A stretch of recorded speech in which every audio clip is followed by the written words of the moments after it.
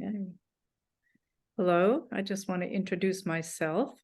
I'm Leah Chiton, and I'm going to be doing an interview with Stephen Aronson, a longtime spiritual teacher in the Portland area and also author of this book, which if you can see, I think you can see it, The Search for Meaning and the Mystery of Consciousness. So we're going to start our interview now.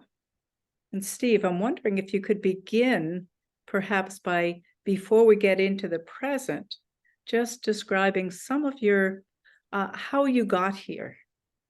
What have been some of the influences in your life that have gotten you to the point where you are now? And then we'll delve into where you are now. Well, and what I suppose, in a manner of speaking, that's what the book is about. I wanted to take during COVID, there wasn't as much to do as there used to be. I decided I wanted to explore some aspects of my past experiences.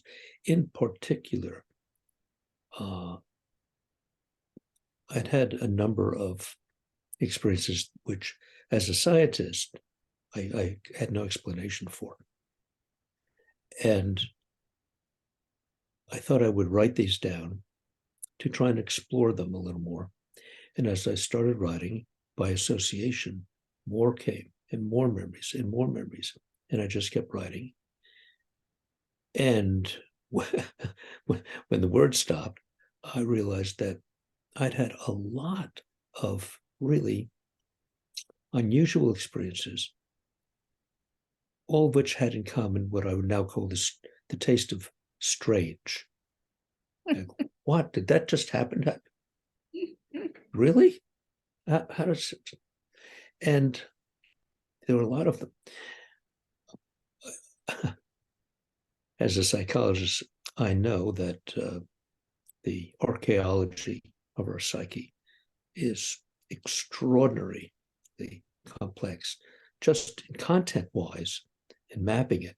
How it works, no one has the slightest clue, which is one of the things I've tried to explore a bit in these reminiscences and in this book.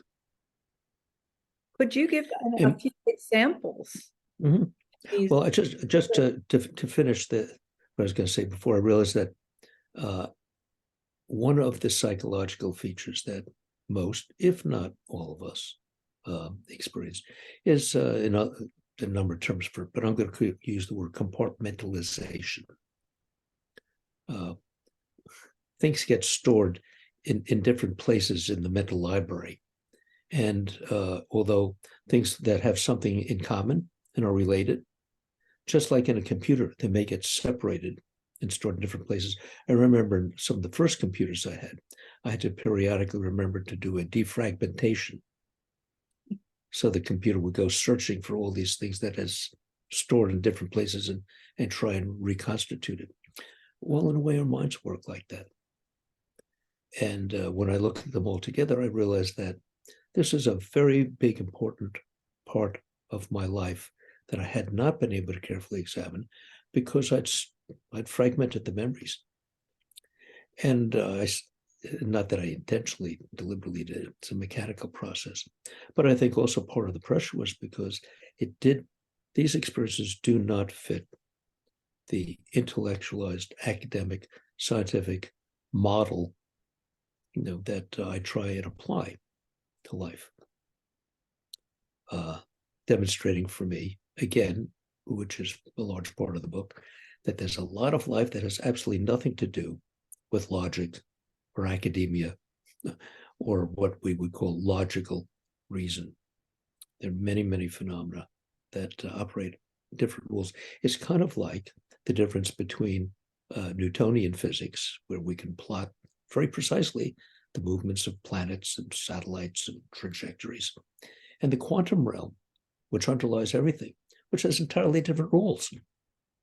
And for a long time now, physicists and cosmologists have been trying to unite them because they both have incredible predictive value in their own dimensions.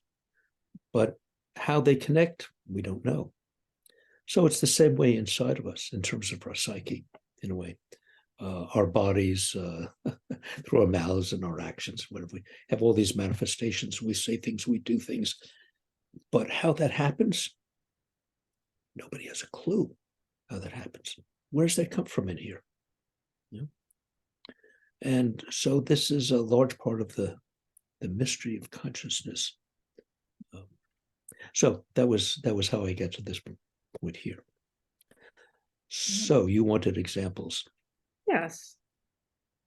It'd be Okay. good to ground what you're saying with a few examples. Mm-hmm. See.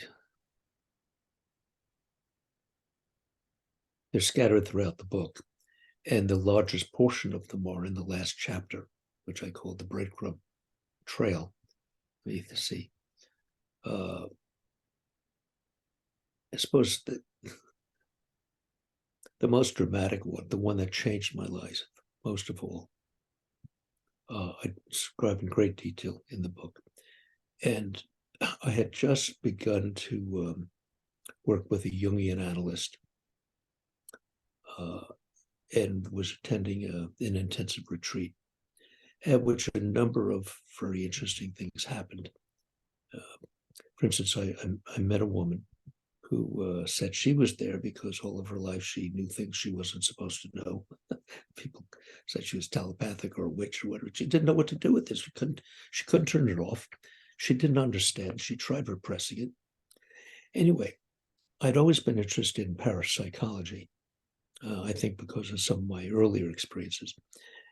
And so I chatted with her, made an appointment to go see her. At this retreat, I experienced what I would call the reality of Jung's concept of the collective unconscious. And so that's true.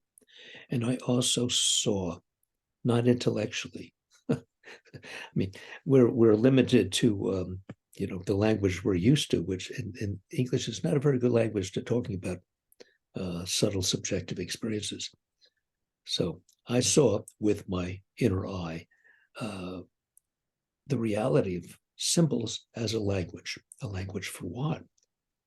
A language for a world behind the symbols, beyond the symbols, beyond individual human minds. Well, that was startling enough. But I was going to put my son to bed, and I was rocking him in my arms. When he was little, he always had a hard time sleeping. So this was a ritual. So I'm sitting there with him, rocking. And I suppose you could say I fell asleep and had a dream. But it wasn't like any other dream that I had had. And in this experience, I suddenly found myself, and of course it was dreamlike, because in our mind images can overlap and things from the past and future can mix.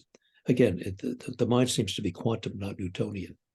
So all sorts of things can simultaneously happen in there that violate the laws of time and space. But I found myself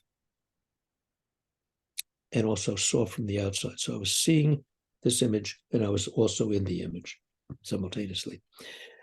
So there was an oval space. The oval space was divided horizontally. The bottom half of the oval space was the starry void. The top half was a beautiful rural pastoral scene. Could be the farm in the distance and some trees and fields and forest and nice bright sun.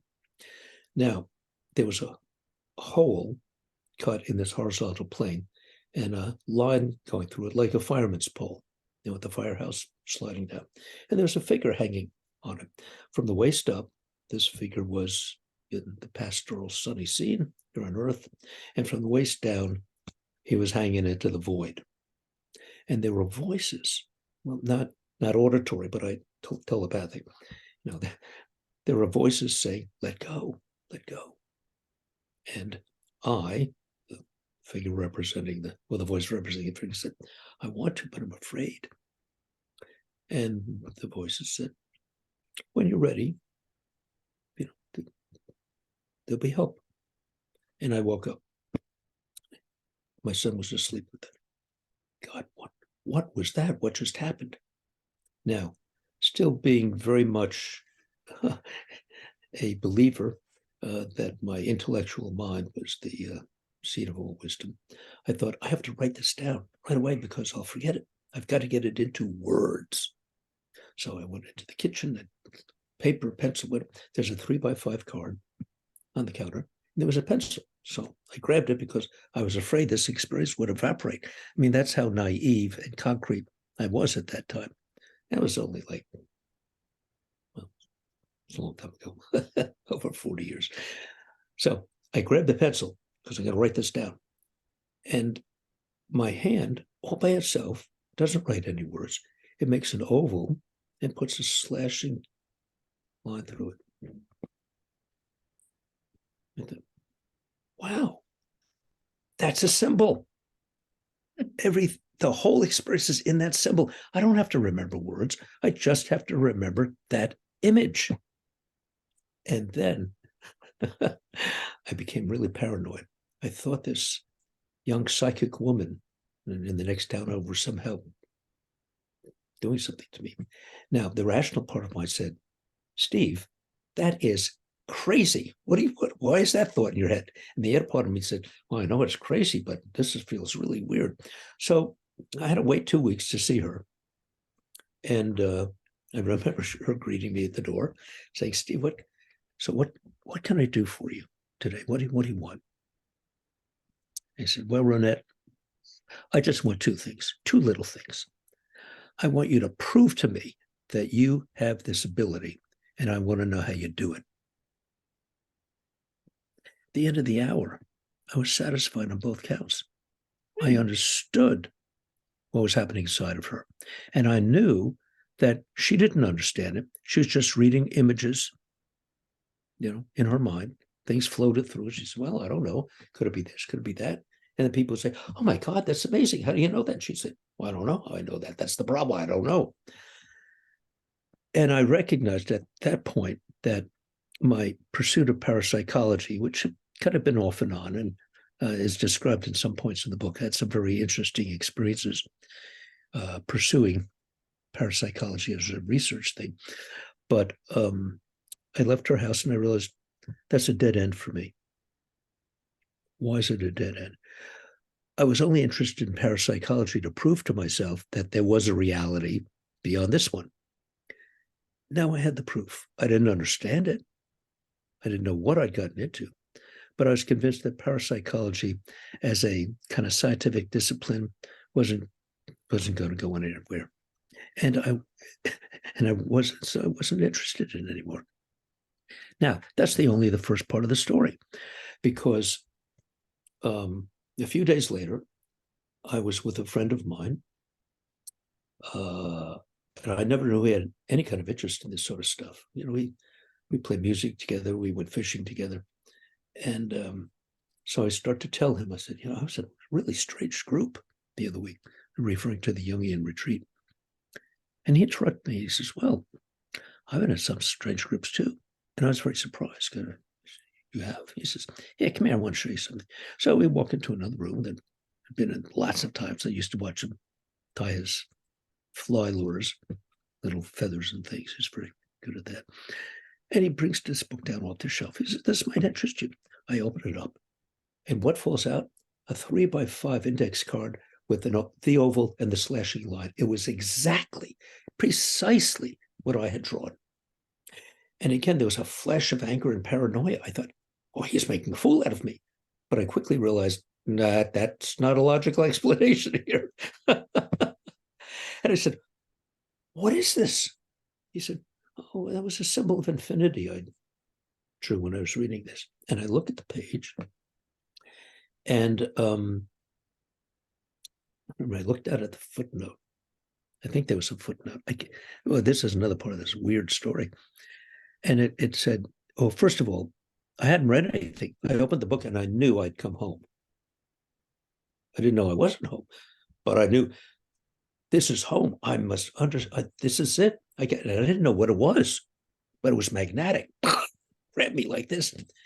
And so I looked at it, And there was something on the page that, to the effect that the Gospels were true, in that, maybe not literally, but people were trying as best they could to describe things they couldn't understand, very strange things that had happened. And in that moment, something in me felt that that was true.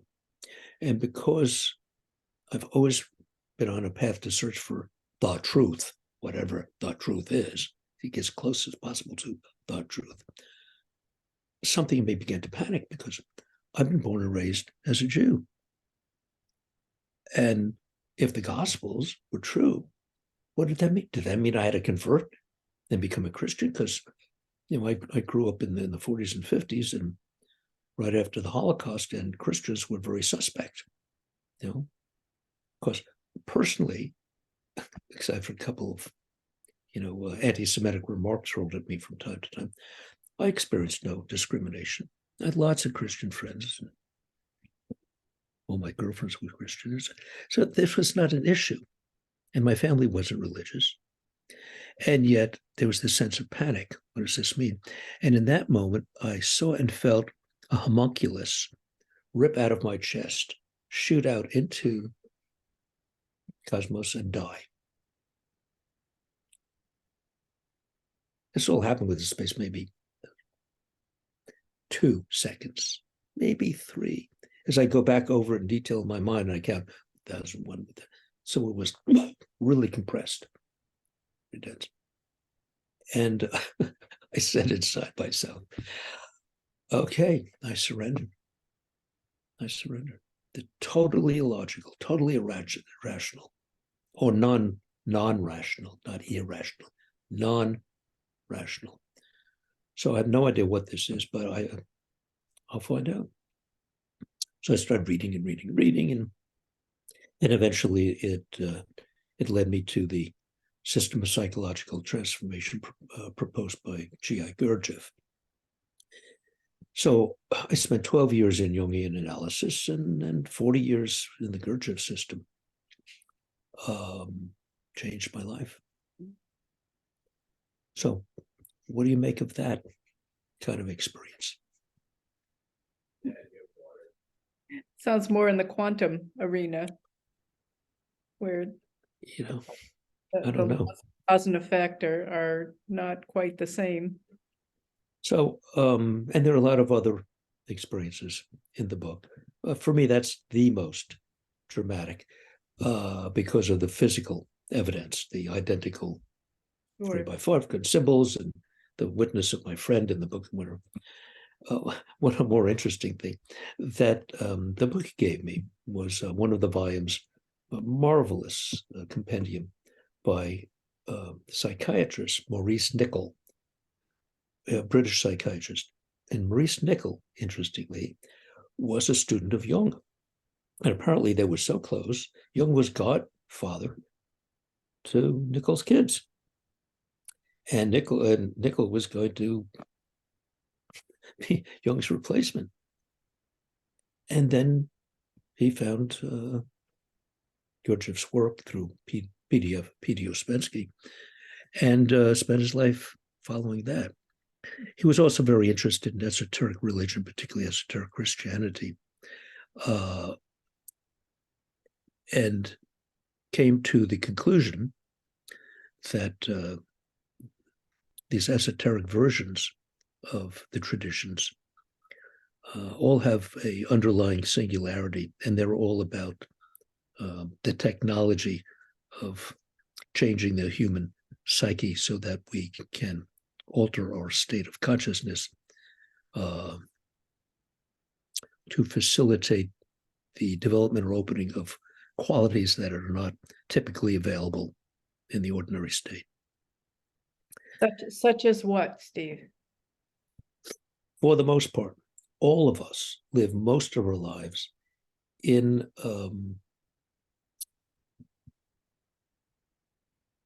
at the level of what I would call either or, duality, good or bad, acceptable or not acceptable. the areas of gray and the subtleties in between the extremes is something that is uncomfortable for most people, and a lot of people simply don't see it. And it is the source of enormous unnecessary suffering for humanity, because we get into our minds certain conditioned reactions or interpretations or assumptions, and because life is not necessarily black or white, because there is a little subtlety and a lot of gray and other perspectives, when we are trapped in our version of right or wrong, because life's not like that, inevitably we're going to have a lot of friction that would not have to be there otherwise. So let me see if I can come up with an example. Okay, I see that look on your face right now, and because of my conditioning, I interpret that as disapproval or criticism. I don't bother asking you. Why would I ask you? I see it. It's right there. As a matter of fact, I spent my life seeing it in the faces of people all around, beginning with those people when I was a kid. I know what that look means. So I'm upset. I'm offended. I'm hurt. I'm whatever. Maybe I then respond to you in a way that causes you to have a reaction that you would not have had. And then I have a reaction to your reaction, and we're off and running. And that's the source of an enormously high percentage of difficulty in relationships, and involves a tremendous amount of what people call worry and rumination. The result of our brains being conditioned by life to think in certain ways and not in others. So that leads then to the assumption, the belief, the conviction that things are either right or wrong. And for the most part, what I believe has got to be right. Otherwise, why would I believe it? So if you don't believe that, you're going to be wrong. Now, it gets more complicated if, and there are a variety of ways this happens, but if my sense of myself, my image of myself, my definition of the kind of person I am, gets connected to certain beliefs, then those beliefs become an extension of me out in the world. And if you don't have that belief, then you are against me. You become the enemy. Now, in Gurdjieff's system, he calls this the second stage of consciousness, or waking sleep. First stage being when you're at night. And then we wake up and say, oh, I'm fully awake, I'm fully conscious. He says, no, not really.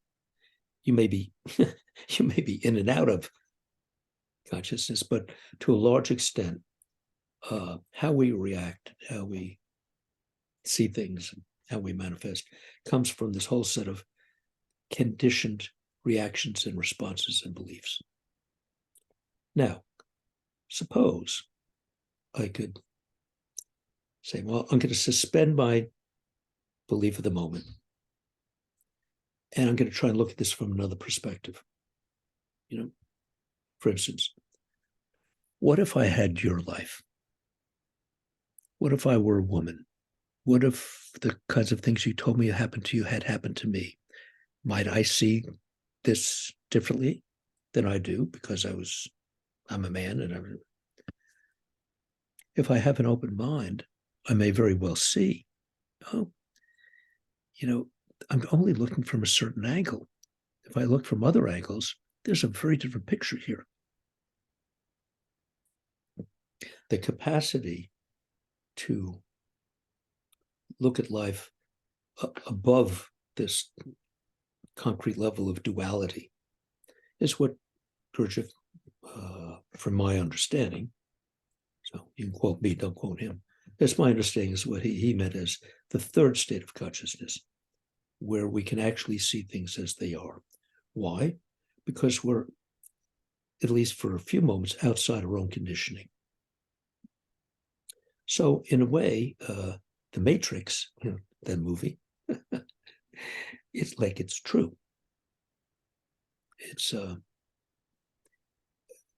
it may eventually join the ranks of other great myths and metaphors, all talking about the same thing, about how we are trapped, usually without even realizing it. And much of our life is robotic and conditioned for us, either impersonally by random events, or unfortunately conditioned for us by politicians and advertisers and influencers who know enough about how to manipulate the psyche to hypnotize tens of millions of people at a time to get them to believe they want to buy this product, or they want to vote for this candidate, or they hate those people over there and should kill them, or whatever. It's all Pavlovian conditioning. And human beings are very vulnerable to it, in part because as individuals, we don't really know ourselves very well. And much of what we think we know comes out of this conditioned pattern, Yes. and may not necessarily be accurate. So as long as we're on Gurdjieff, what would be the next level of consciousness? Like, what's the way through this?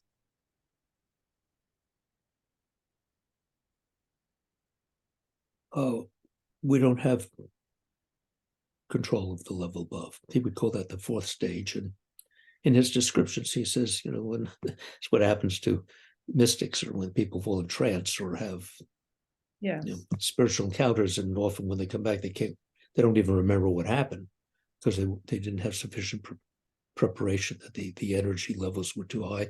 And what gets presented to them, either in image or impressions or dreams or whatever, is in a language or form that doesn't relate to what we're used to in life, so we have nothing to connect it with. So maybe like Ezekiel, you wind up saying, well, they were kind of like wheels in the sky and chariots and flames. Now, I've had impressions that have a lot of wheels and spinning things, and sometimes I have impressions about this huge mechanism. And so I have some sympathy for Ezekiel, trying to figure out, how do I convey what I saw? And of course, since most people are at the second stage of consciousness, they concretize everything. Right. They don't understand parable. They don't understand metaphor. So if he said he saw wheels in the sky, that's what he saw. He saw wheels in the sky. And if you deny that, you're a blasphemer, and we'll have to kill you. Sorry.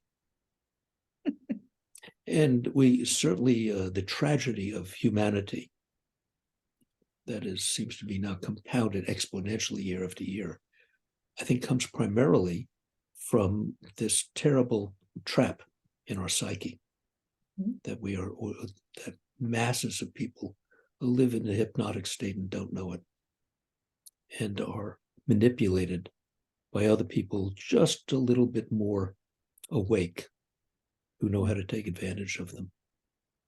So that's the level of consciousness that most of the planet is living in. Yes. So what's the contrast? What is it like to be awake? I can only tell you about what's changed for me over the years.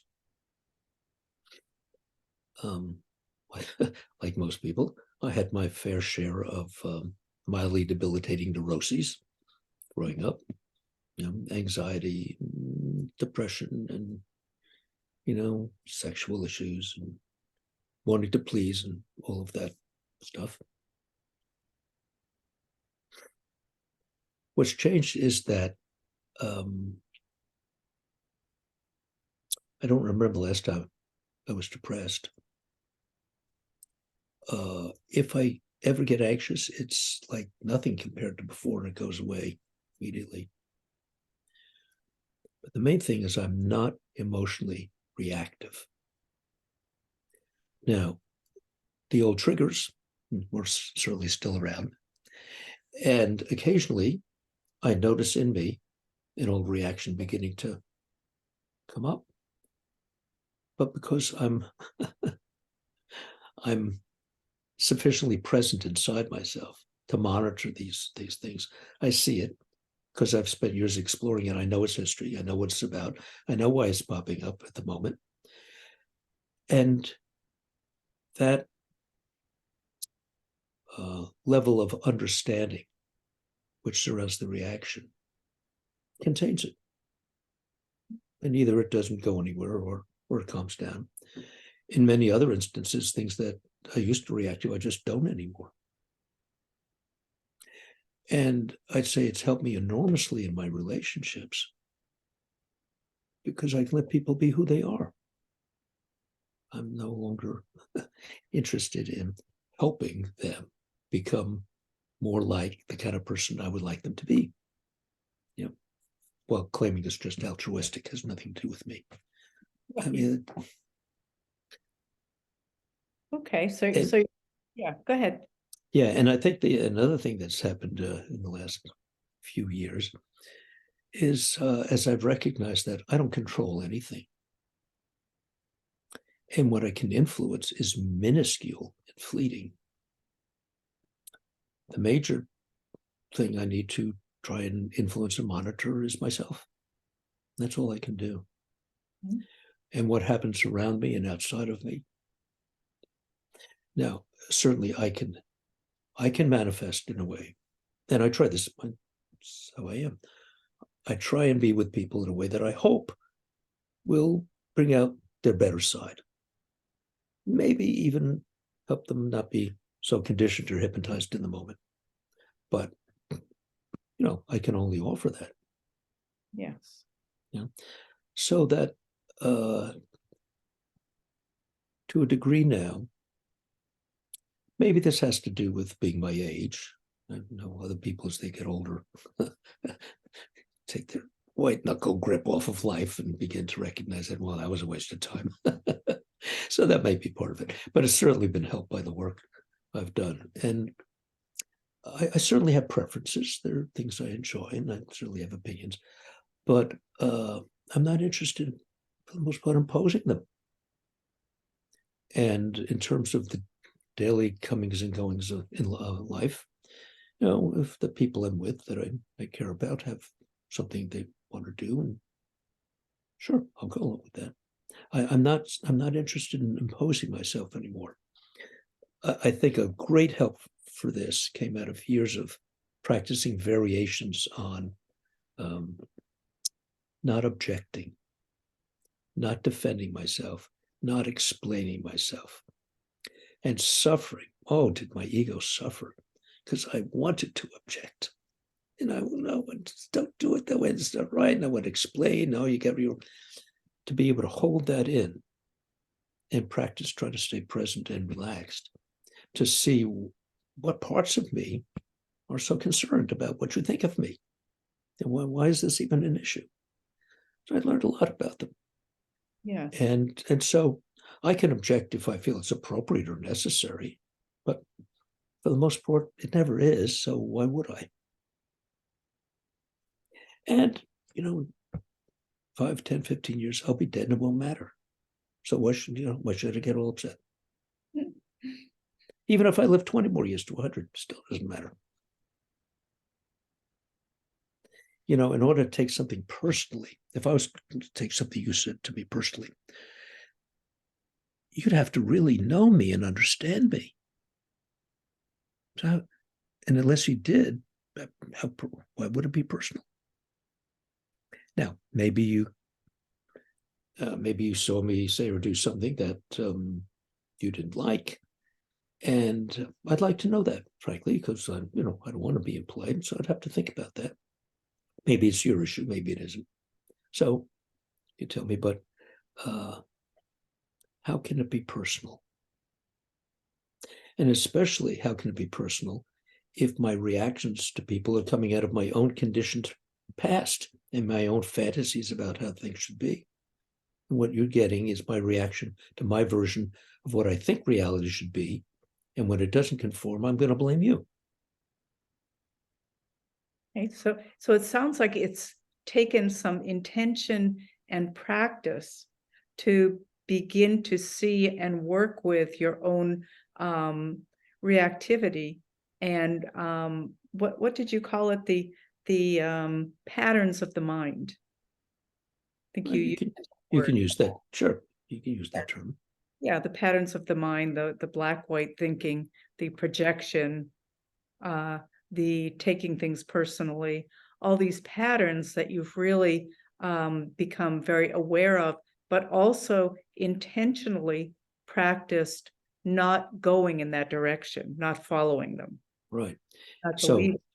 yes. So let's come back to this question about different levels, because what I'm just describing cannot happen at the second state of consciousness, Mhm. at the level of duality. Doesn't happen because there it's right or wrong, yes or no, black or white. So there's absolutely no possibility of being non-reactive. As a matter of fact, at that level, I may conceive, or I may even be told and reinforced that a good person is reactive. Don't you care? Get out there and all right. Well, a lot of we see where that leads. We do, we do. So what shifts? Where's the shift? Okay, good. So here's the shift. Another thing that many philosophers and teachers and therapists, as well as Gurdjieff, have come across over the years, is the really disturbing and bizarre observation that we are not a single individual. Not metaphorically, literally.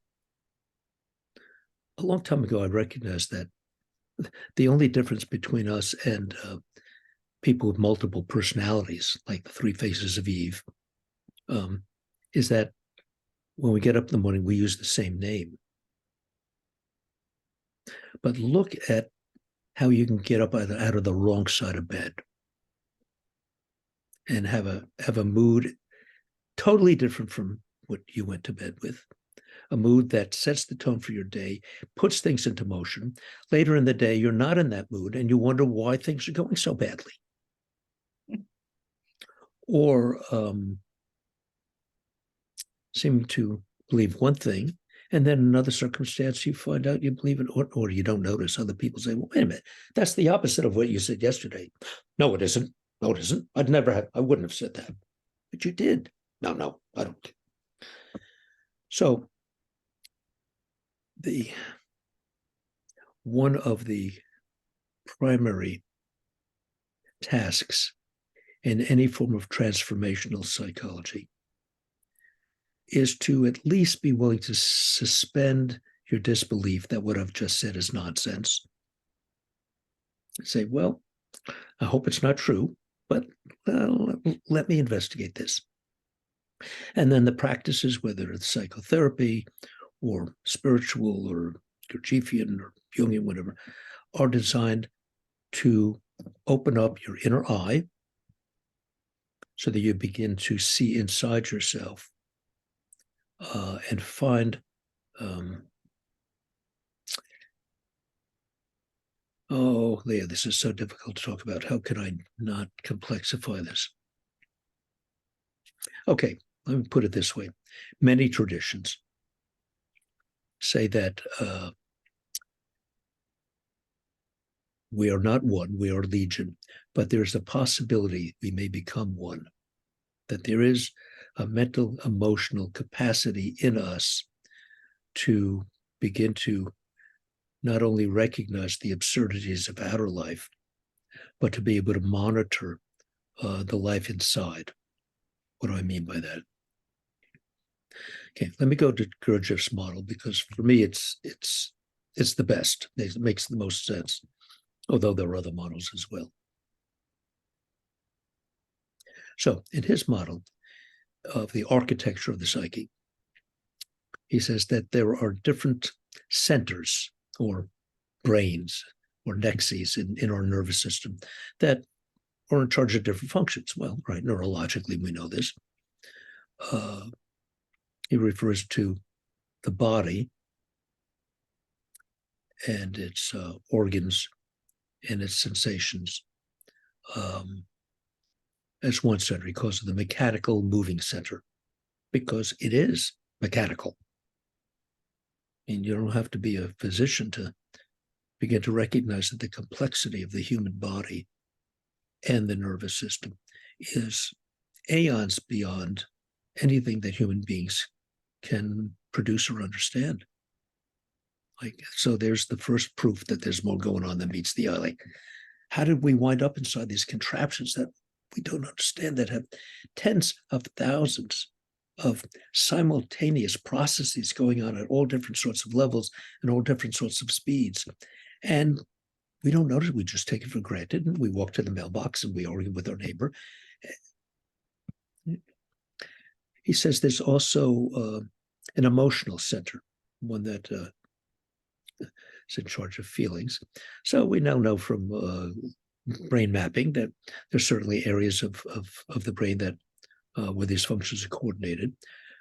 For instance, the brain stem plays perhaps a major communication role, with the body, the brain.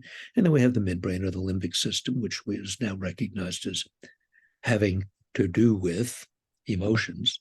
It's a little fuzzy, but yeah, that they do seem to come from there.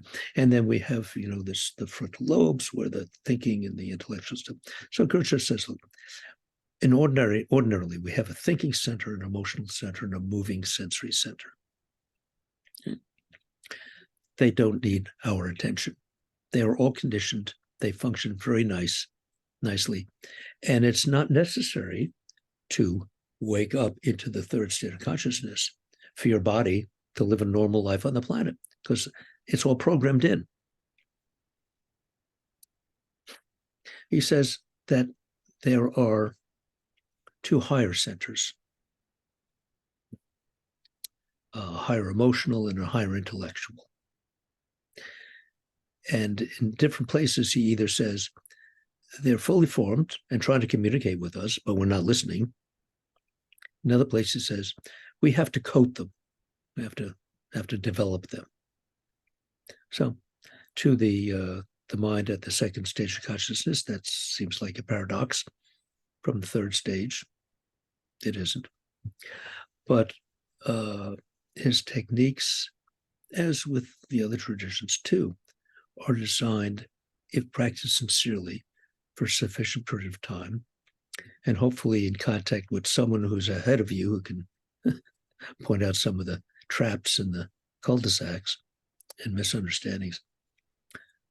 You can begin to get tastes of this third level and recognize that maybe you've been in and out of this off and on for your whole life, but you haven't recognized the difference or the significance. Then the work changes to, well, how do I get here more often? How do I stay here?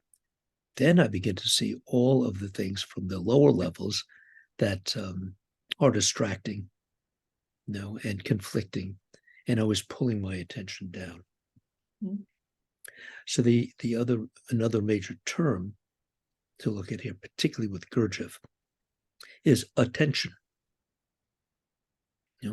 My sphere of attention in any given moment is what contains whatever I'm aware of at that moment. If it's not in here in this moment, I'm not aware of it. It doesn't exist for me in this moment. So if my field of attention is, I don't have access to all this directly, maybe subconsciously, but not directly. And if I can't control my attention, in many ways, attention's like a puppy. So you're trying to train your puppy, and you're trying to get him to heel, and there's a squirrel, and there's another squirrel, and there's a ball. So what are you going to do with this dog? You got to put a leash on it. You have to have and you got to hold it. So it's been very helpful to me to think of my attention in that way. Yeah. I have to put a leash on it. And what am I training it to do? Well, first I have to notice when it's drifted. I won't know if it's drifted unless I have something I want to focus it on. Without an aim, I'm going to practice focusing on this. It's not a drift. I wouldn't know I was drifting. I'm just wherever I am. What do you think about? Oh, I don't know. I was just what we think. And this is how we spend much of our life. So you need the discipline and the science, if you will, of learning how to train attention to come under your control when you want it to. You don't have to live this way all the time, but sometimes it's really important. You need to know where your attention is, because where your attention is, that's where you are. If your attention, like for the last couple of days for me, has been dwelling on the war in the Middle East, it stimulates all sorts of reactive hormones in me, can produce feelings and stimulate opinions. And if I'm not careful, it can motivate behaviors. And I'm not there. I'm not directly experiencing any of that. It's all vicarious. Why?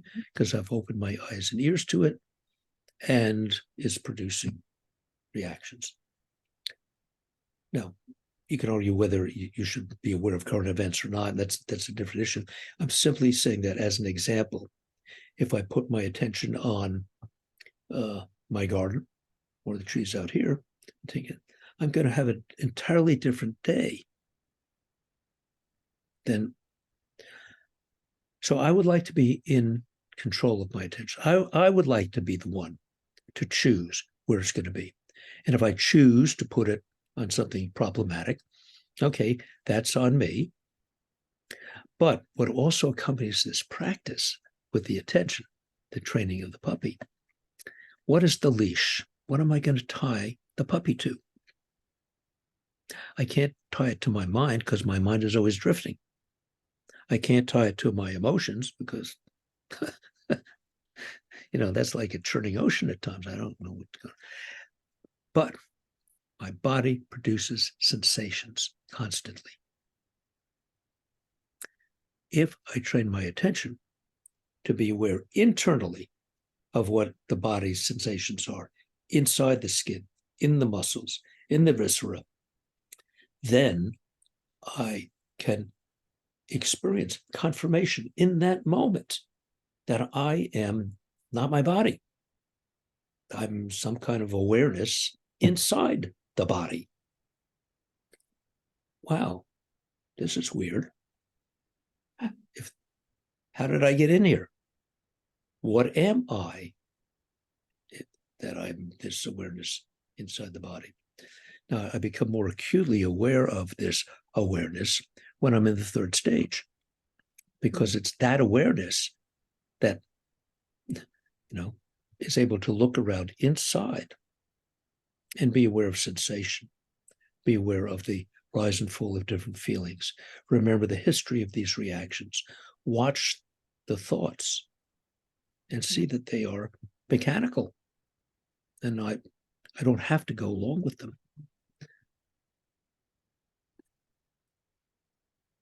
So is awareness we could say the bridge to the higher two consciousnesses, the higher two centers?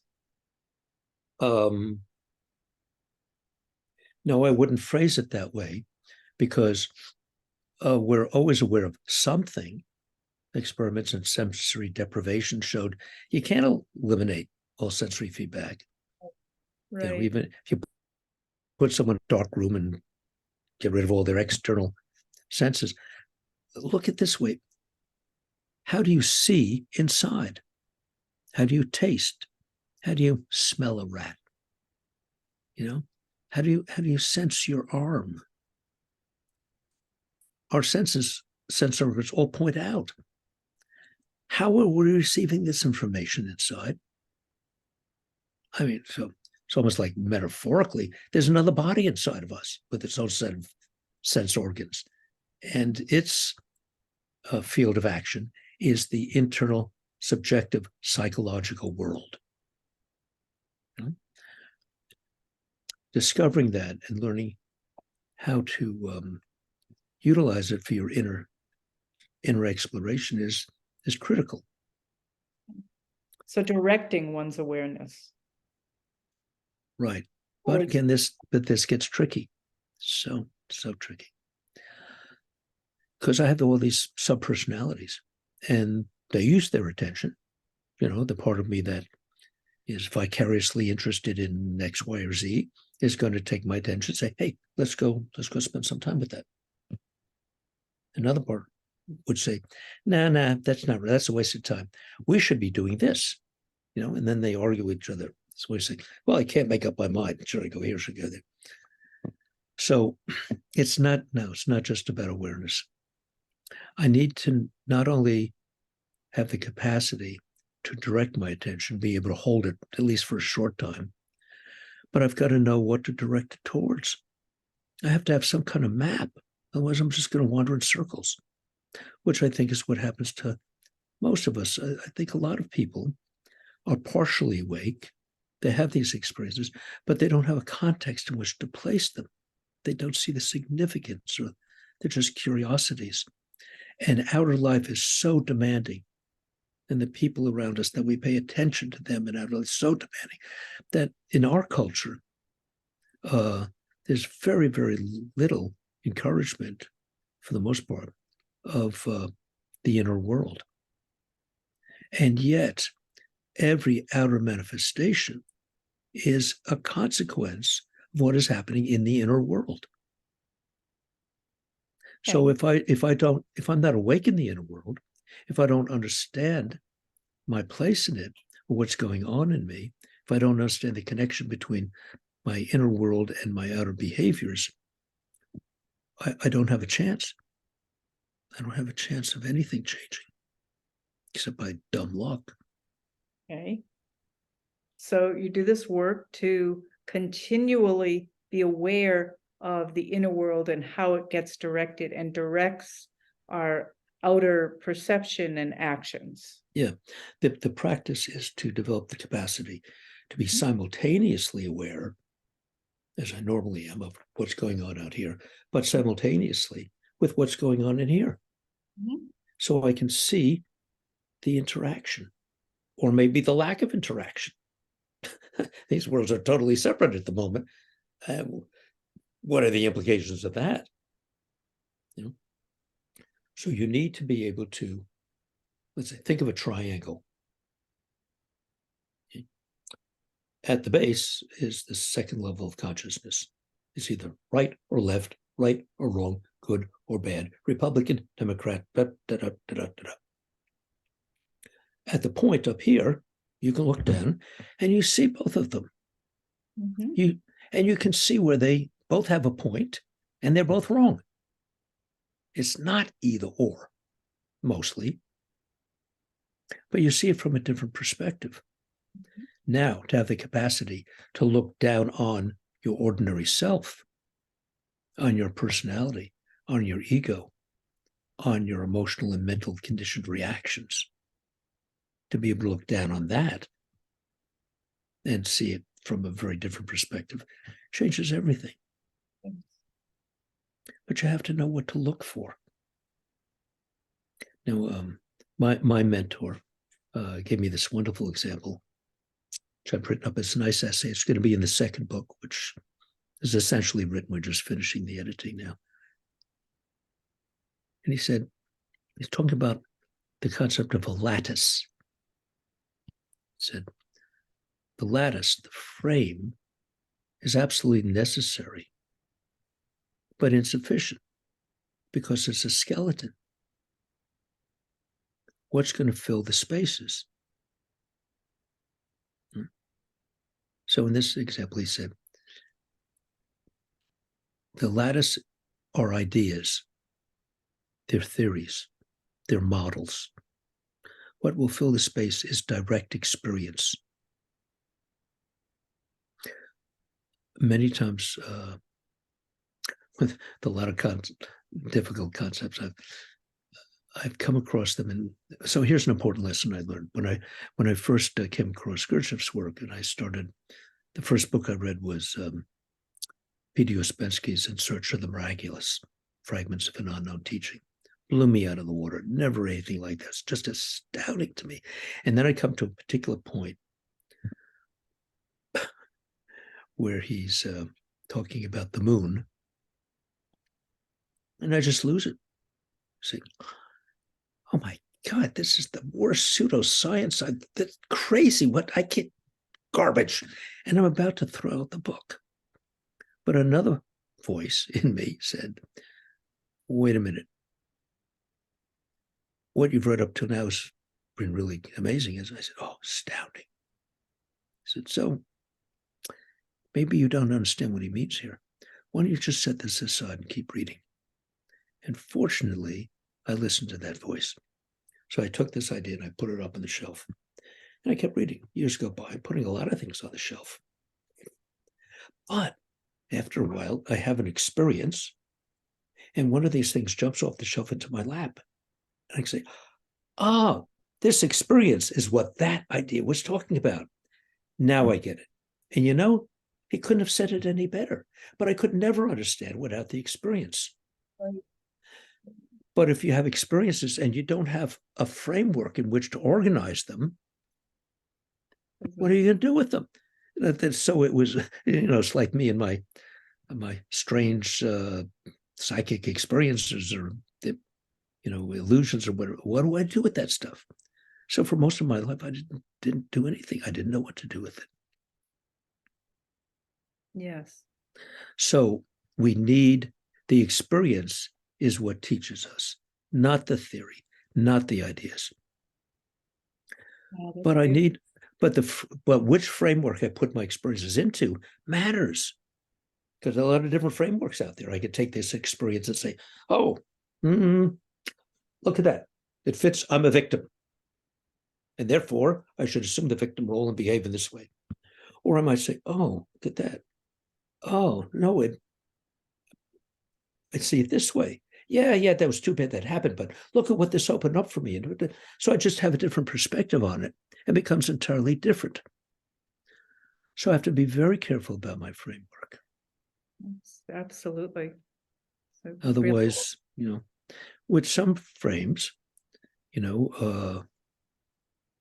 everything is a nail, and all I've got is a hammer. Right. And I believe that. I have no other perspective. And if you try and suggest another perspective, I reject it. I just can't go there. I'm not going there because I'm right. Right. They're trying to trick me. And in our ordinary language, we have words for this. We talk about closed minds and open minds, and flexible minds and rigid minds. And that's really, it's really true. Unfortunately, a lot of people on this planet, and every person on this planet is living in their own little universe with their own personal history, their own particular lattice that explains life to them. Absolutely. And worse than that, they're all multiple individuals. Yes. And one part of them believes this, another part of them believes that. The 5-year-old in me that had that reaction in kindergarten, and the 12-year-old that had that reaction in the play, they're still in me. Given the right trigger, those memories come back. Maybe the behaviors come back. Yes. And those parts of me are going to make very different decisions than the 30-year-old or the 50-year-old or the 60-year-old in me. And they're all in there. And if I don't understand that and have a map that helps me know where I am and where the energies are flowing and how to position myself internally. Yes. And that's why humanity is in this terrible, potentially fatal situation. Absolutely. So thank you. But before we end, I would love to know the title and a little bit about your new book. So just to. Okay. Well, I have two titles because I don't know if it's going to be one book or two books. And the problem for me is that half the essays are of the quality you find in this first one. They're less personal, but they're more philosophical and speculative and looking at things from different angles. And the other half of them are very specific about the Gurdjieff work and what I've discovered, and I think misunderstandings people have and how to get around them. So that's more technical. Whether to put those in the same book with two sections or whether to have two separate books, I haven't decided. So just a moment. So if it's just a book of it's going to be two books. It'll be called, at the moment, I think it's going to be called As Below, So Above. It's And I have great. to use that title because there are 30 other titles that start with as above, so below. So I Right, would reverse it and be something like, deeper reflections on Gurdjieff's right. transformational system. But the title I really like is Eating the Moon, Oh, nice, nice. Digesting Gurdjieff's Fourth Way. I love it. Um, but I'm also torn because I have a photograph for each cover, my photographs, and my ego's attached to them. And I want them out there. Oh, look at Yes, that beautiful photograph. Oh, photograph by the author. So, um, those are but great. but if I only have one book, I can't use them both. So I don't know. When I get all the current essays edited and I take a look at them, then we'll divide them up and we'll decide whether it's one book with two sections, which would be nice because I'm tired of all this now. I want to go enjoy my family and my remaining years. But That's- there might be a third. I don't know. We'll see. Well, thank you so much.